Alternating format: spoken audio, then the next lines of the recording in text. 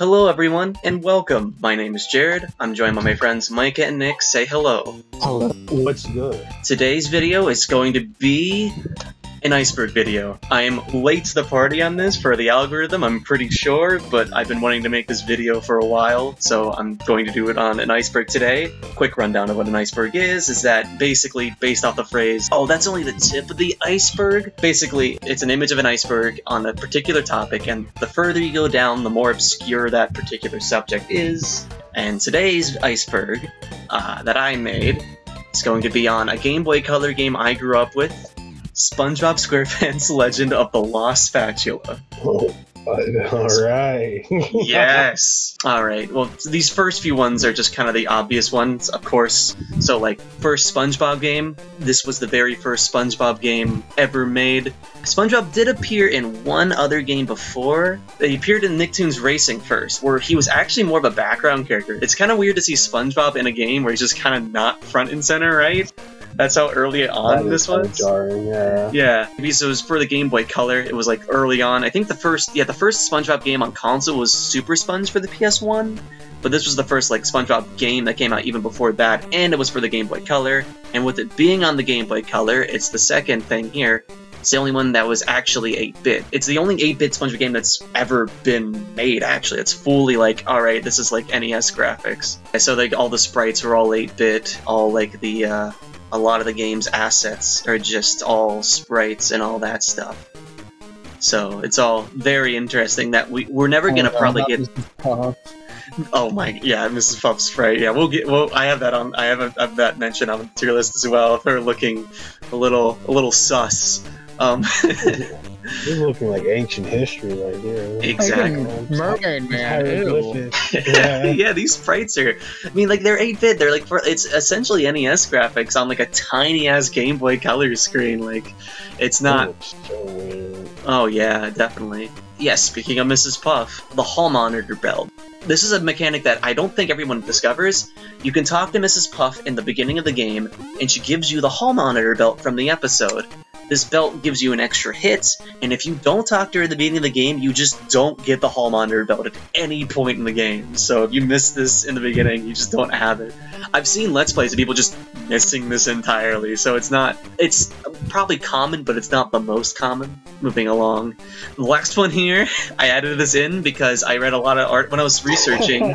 I was researching this. People were calling this a SpongeBob Metroidvania, and I mean, I guess that's accurate, but it's like this Metroidvania, not like it's. You can tell by the graphics, but even the gameplay is like definitely Metroid 1-esque, not like Super Metroid-esque. I'm like, yeah, you're accurate, but you're making it sound like it's a really hidden gem. Like Nintendo Power rated this a 2 out of 5. Like it's not. I like it as a kid, and I still have like childhood nostalgia for it. But I will fully admit it's not a Metroid quality game. And now we're getting further down in the iceberg. Sandy's sprite. You were mentioning earlier that Mrs. Puff's sprite looks a little jank, right? And that's what most people point. Most people point that one out, and like, yeah, you know, I agree. But I'm not sure if you've seen Sandy's sprite, which looks like this, with a singular tube. Tim's. What? She's wearing Tim's, bro. Tim's.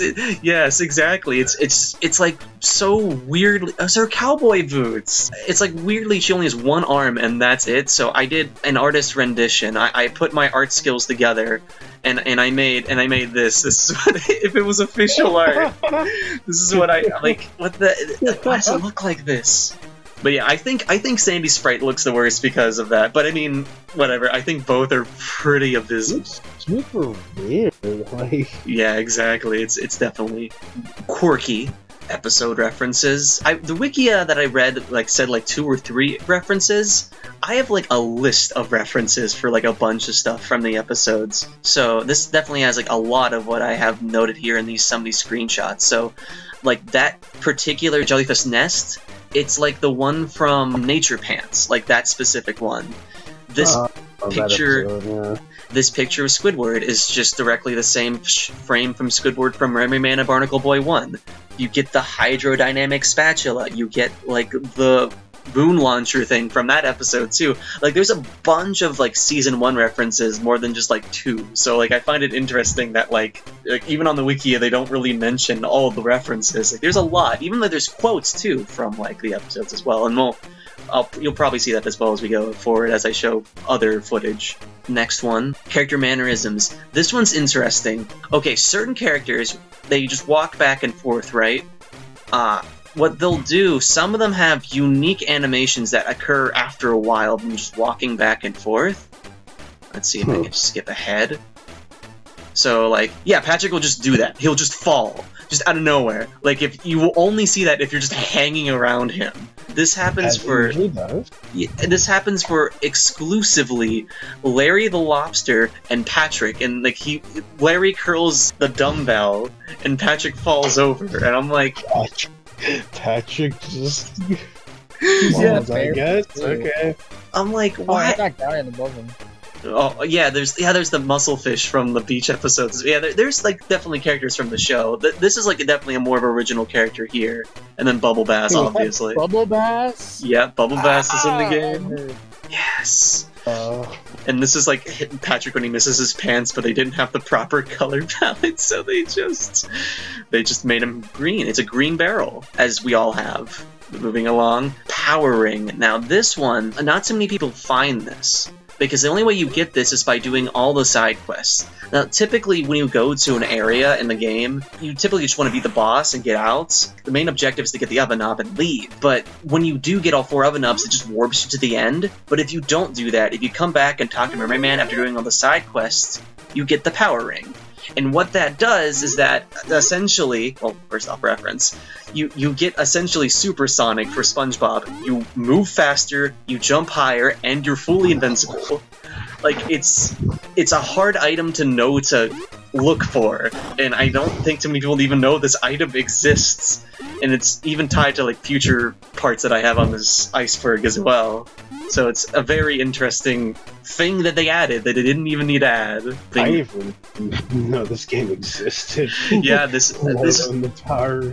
You're getting an Iceberg video. I'm sure, like, this is definitely the one video that people will be able to just tab out and just listen in on all these quirky facts from a Game Boy Color game from 2001. Hopefully, I'll have probably like very little. I'll have definitely visuals, but like hopefully it's watchable, just from like an audio sense of it. Next one, the jumping glitch. This one is used in speedruns, and I use it too for like certain parts that get to areas that are harder to reach otherwise.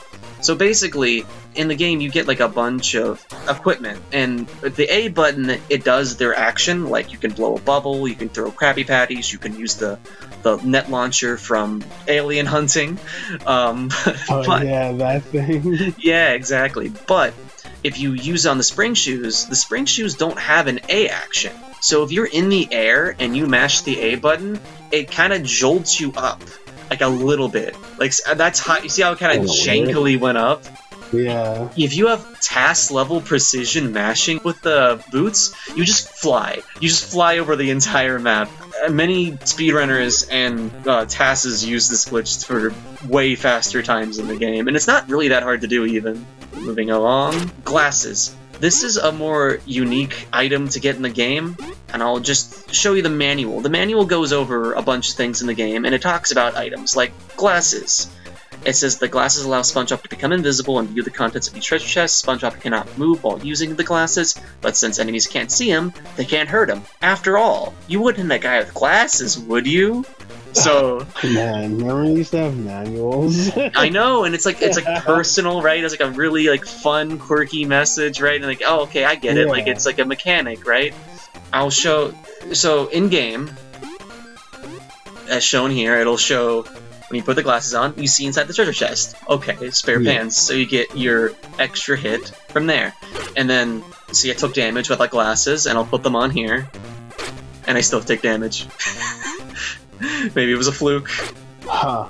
So it just straight up lied. Oh, I don't like Bubble Bass's animation. What was that? We'll get into that as well later on.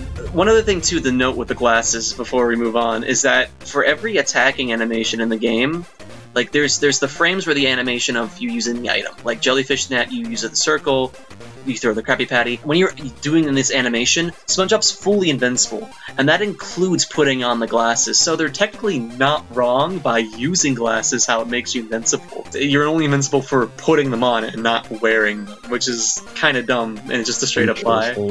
Yeah. Mr. Krabs' hint is another reference to the manual. Basically, in the manual, again, he'll talk about hints in certain areas, and they're all genuinely, like, good, helpful advice for the areas, except for the last one, because it's a hint for the final area, and it talks about getting the oven knobs, which are the main objective, but it's at the final level. You already got them to get to that point. So I'm like, why is this mentioning it here? And I don't know if that was just because it was inaccurate, because, I mean, there was already inaccurate before with the glasses, but maybe it was just also trying to be misleading because it is the end of the game. It's either or, it's a coin flip, but, you know, it's just one of the quirky manuals of the time facts. And last of this tier is the unused room. So, the beta content, essentially, unused content. There is an unused room that is just a reference to when SpongeBob gets the pet jellyfish. We don't know what this room was used for, but I have a theory because of this game. This is Revenge of the Flying Dutchman for Game Boy Advance. It's a minigame with the jellyfish, where you copy the dance moves and you get extra lives. Legend of the Lost Spatula doesn't have any extra lives, so my guess at some point is that there may have been extra lives, and that was a minigame that they were going to put in this game, but they didn't need to use it, so they just repurposed it later on, but it's anyone's guess. That's just my personal guess. Next one, as we go further down, the commercial. And we're getting to even more early content, and I'll show you what I mean by looking at the commercial that they released for this. SpongeBob SquarePants! Go, SpongeBob! Go, Self! Go, SpongeBob! Since commercials were made, like, early on in development, they sometimes, I'm not sure if, you know, some commercials have, like, beta content, and this is no different. This is definitely an earlier bubble platform. As we can see here, they use 3 bubbles, and this one, in this shot, they use only 1. And then at the end of this, there's a unique sprite of SpongeBob here that is completely different than the final games, which looks... it's slightly more different, but it's definitely more expressive. Very interesting. Moving along. Brine pools. Now this one's just a theory for the overall series, but I think it's important to mention here. In the game, you can also get to the Goo Lagoon, and you can... you know, there's the water here. But it doesn't work like normal water, as you can see. You just kind of hop on top of it. And even... it's like that. Physics to water, okay. Yeah, I know. But see, I'm just struggling to move left and right. So, I don't know. Again, there's a lot of things that imply that maybe they knew what they were doing, but definitely, I think it's supposed to be a brine pool. And for those who don't know what brine pools are, they're called underwater lakes, which, I mean, if they're basing it off of a lagoon, that makes sense. Self-explanatory, but yeah. They basically, since salt water is, you know, salt water, it's not completely perfectly mixed, and brine pools are just areas of highly condensed salts. So condensed that underwater animals that get stuck in there can't breathe, and they suffocate and die. And I think they even get stuck in there. I mean, like... content warning for people that look up this stuff, because I think some people get bothered by seeing like the weird mummified corpses of dead fish and crabs that get stuck in there. Like those guys are gonna die if they go in here. But that lagoon scene in SpongeBob was real, folks. Yeah, I think it is. Like even here, like it's like it was inspired by that. Yeah, like he's literally getting stuck in the goop, and like if you go far enough down, you just die. French.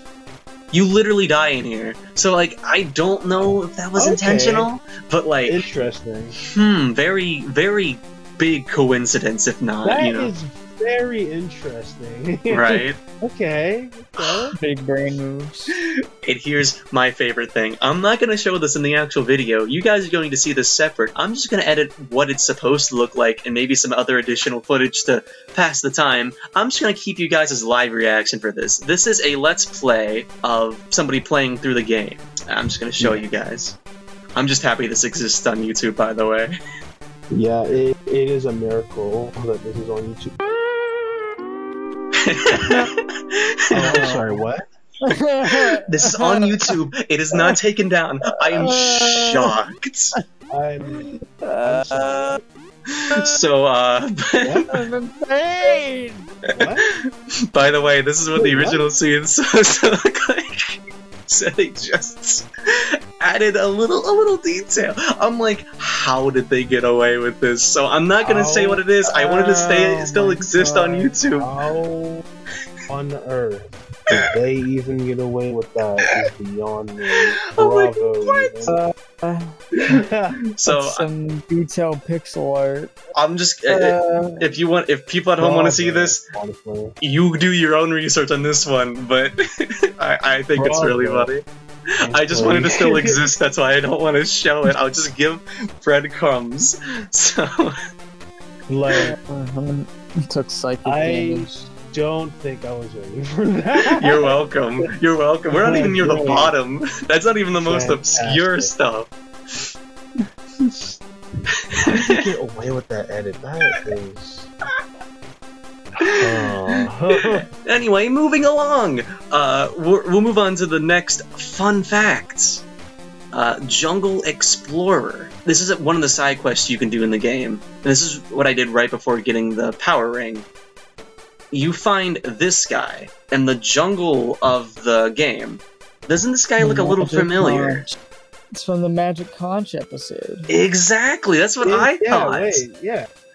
Now, here's the thing about it. If it's really this guy, I mean, it's definitely similar, right? Like, maybe not. But, like, this didn't come out until Season 3, which was, like, 2002.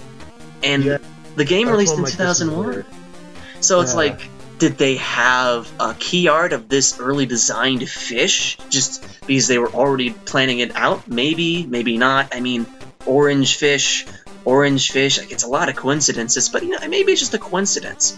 But one other thing I would like to point out is this is the pitch Bible for the SpongeBob series. This is what Steven Hillenburg gave to Nickelodeon to say, hey, I want to make my show.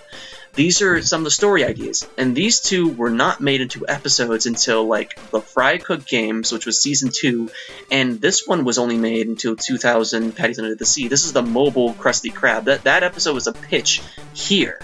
So maybe they had early designs of episodes just with them when developing the game. I don't know. It's a lot of coincidence. This game has a lot of weird coincidences, as I'm sure you've seen. But This yeah. is just a staple for Nickelodeon in general to have weird coincidences. Yeah, exactly. Who knows? Moving right along as we get to the bottom of this iceberg. I'm just gonna group these two are definitely related, so I'm just gonna group them together. Towards the end of the game, you get to go to rock bottom. Rock bottom makes no sense. So you get the 4 oven knobs, and you go and you enter the oven here, right? And you basically SpongeBob opens the oven and falls down inside the oven. And where that warps him is just to rock bottom specifically. Now it's very weird because when it warps you down here, you're falling. You're falling down, and the background is just the road you take from the episode. Like, it's a very weird detail to have. That is very strange. Especially if you're Yeah. just falling from the oven. Along with that, which is the stage 3 stuff, in the options menu you can type in the code THQ only. And what this code does is just a debug menu, right? So, just for an example, it just starts you off at the beginning of the game. So the dialogue is the same, the objectives in the game are just the basic objectives, and then in the options, you can increase the stage number. So right now it's at 1, and then I increase it, so it's stage level 2. So now you get the secondary objectives, like you get the side mission with Squidward, and then if you check your mission objectives, you get the new objectives, essentially. But you can only increase it 1 more level. The max is 3. So what happens when we go 1 step further beyond? What happens when we switch it to level 3? This happens. The tiles get all glitched. You can't talk to Squidward, and once I go open up my menu options here, my objective says I'm in rock bottom. So basically, when it goes to stage 3, it tells the game I'm currently in rock bottom. What I think this is all related to, and I can't really confirm or deny what this is related to, is that I think at some point there is going to be 3 different levels for when you start the game, midway through the game, and right before you get to the end of the game. Because, as well along with all that stuff, is that you can go to that statue at any point. Like, if you go to the desert area, it's just there. You can go right up to it. So I'm thinking that originally you were supposed to get all the other knobs and go there yourself, which would have allowed you to get the power ring from Murray Dam before you go down as well, but I think something happened that they had to just make sure it got out in time, or maybe there's some sort of bug. I don't know. But it is very interesting that both those don't make sense, and maybe originally you're supposed to go to rock bottom in a different way, and they just kept the code of you falling down. You know what I mean? Next one, oven knives. The main thing that you get in the game are oven knobs, and for whatever reason, there's a Nintendo Power write-up, like I was saying earlier, on this game. And first off, this Nintendo Power has a beta cover of this game. This isn't the game's cover, by the way. The game's cover is in this manual. It's this. It's just completely different here. And, like, I'm pretty sure this is just original artwork of Sponge. I have not seen that. That is original artwork, yeah. So unique looking, even. Like, his mouth's filled in, like, it's like, I don't know if it's probably was supposed to be temporary, but, like, why would you draw a unique asset that looks as good as that, for the most part, other than the mouth, that's temporary, you know what I mean? It's very weird. That's not the weirdest part about this write-up in the magazine. It says right here, find the 4 oven knives. And I'm like, oh, you mean they mistyped knobs? No. It literally says, you never know what somebody like the oblivious SpongeBob might accidentally do, so maybe it's a good idea that someone decided to hide the knives. Were they originally knives? That is a big erroneous thing if it was supposed to be knobs, but the fact that they clearly had beta, maybe they were knives at one point, but why would they be knives? That's kind of like weird for a kid's game for him to be collecting the knives. And like, I don't know, like maybe even to that point, is that these sprites down here would have been different too, because these are the oven knobs, that's what they look like. So maybe they were supposed to be knives, who knows? And then last in this tier list, and what I was mentioning earlier, SpongeBob's Pants. The weird obsession with this game, there's a table of content, there's a page just dedicated to SpongeBob's Pants and the manual. And like you were kind of pointing out earlier, you know, with Bubble Bass, it is kind of weird that this had, oh, it's glitching, but yeah, Bubble Bass kind of has a very weird attack animation to give Bubble Bass on SpongeBob. Yeah, I don't, okay. Yeah, that's quirky, I guess. So basically this is the part where I'm just saying, wow, that's very sus of them to add that, and it's obsession of this pants and the attack animations, and this is the part where I say, I think it's bullshit. This is the, if you want to interpret it that way, that's fine, but like, also, I think it's just supposed to be a gut attack, and you could interpret it that way. It is, yeah. I mean, like, how many episodes are dedicated to SpongeBob of him losing his pants? I think it's just a funny gag character thing, but you can interpret it of him being sexually assaulted if you want to. That's your deal. But you know, Poor SpongeBob. Poor SpongeBob. But yeah, this was the, ooh, what if it is actually one bullshit one, because all icebergs have that, so that's what that one is. With that, we're at the most obscure. We're at the very bottom. Now, this first one is going to be very hard to explain, but I'm going to try my best. I just named it Password Distortion for this. Basically, when you pause the game because they didn't want to pay for a battery, you had to type in the password to continue. It didn't save your progress. But weird thing about this password, every time you pause the game, it gives you a new password, even if you pause and unpause.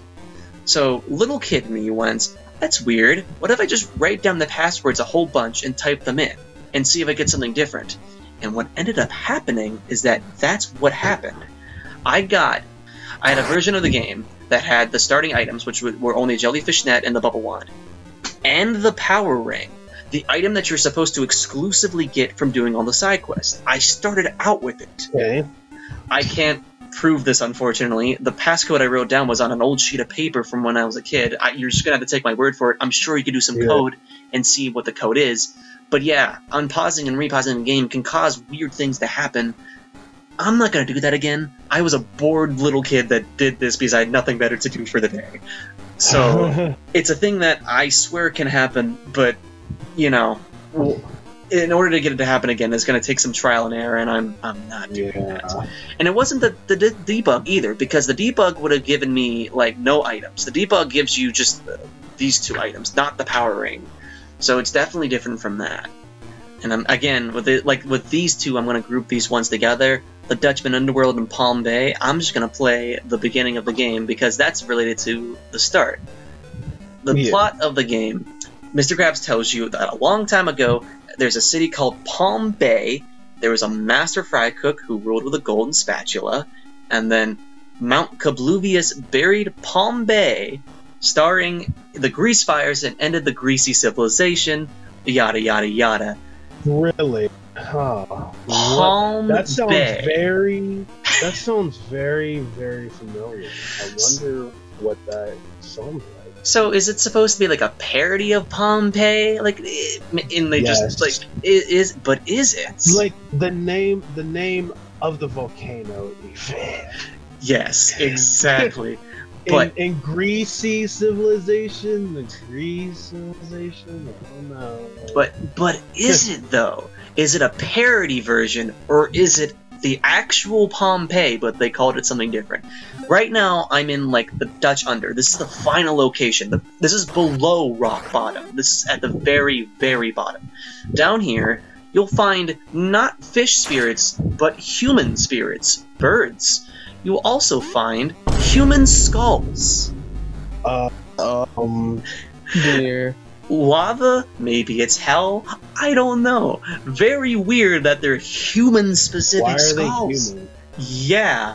So did Pompeii canonically happen in the SpongeBob universe, and they just parodied it? I don't know. That is a very weird detail to make it very similar, and then also add very specific details like that, including, by the way, you find Roman columns too. Like, this is a Roman civilization. Like, what?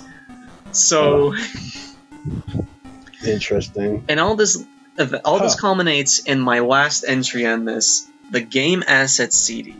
As doing research for this, I found something.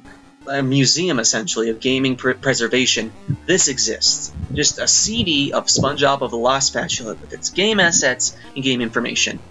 Maybe all the ROM data have already existed, but there's a lot of weird details, and maybe there's game development documents and stuff like that that can maybe only be found on this CD. This CD is in their records. They have it. It's in a museum in New York.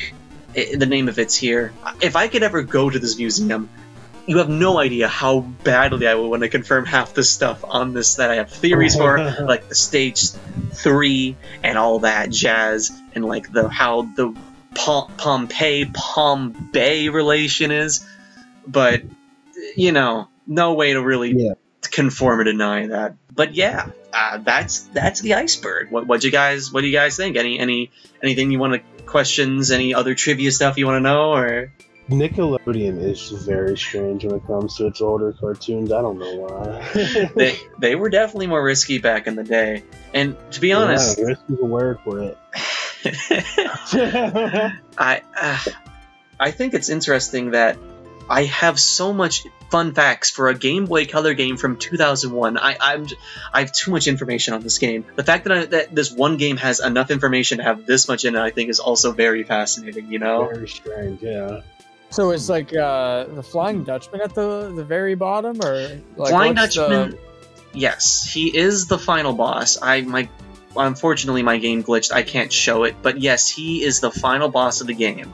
You do fight him, and you beat him by feeding him Krabby Patties, and then you get the golden spatula, and you win, which is these cutscenes. You get the golden spatula, and then you win. That's basically the game. But yeah.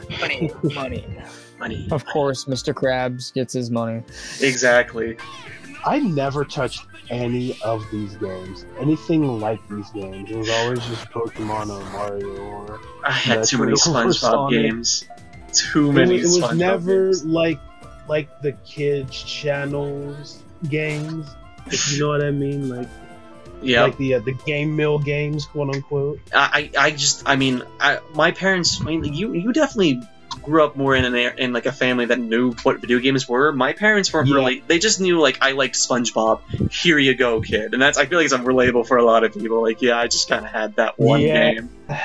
I know exactly what you mean, which is weird because my great grandmother got me Metroid Prime, and I'm thinking like, what is this weird looking game?